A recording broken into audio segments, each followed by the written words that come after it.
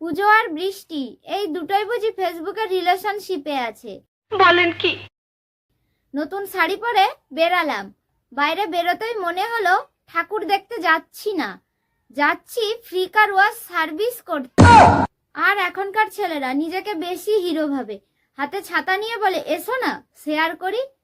कितने तेजस्वी लोग हैं हमारे पास, कितने शानदार विचार रखते हैं। বলি দাদা, আপনার ছাতা দিয়ে মাথাটা ঢাকবো ঠিকই, কিন্তু আমার পায়ের নিচে থেকে যে পদ্মা নদীটি বয়ে যাচ্ছে সেটির হাত থেকে আমার শাড়িটি উদ্ধার করবে কিভাবে?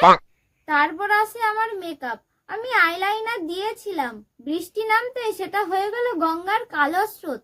আহারে, চোখের পানিতে বোকটা বাইসা যা। বান্ধবীরা দেখে বলল ভূতের মতো লাগছি।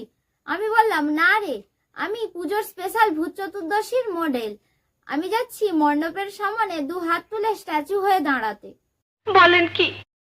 সত্যি বলছি, পুজোয় ঠাকুর যতটা দেখা হয় তার থেকেও বেশি দেখা হয় বৃষ্টিতে ভেজা দেবতার ফ্যাশন শো।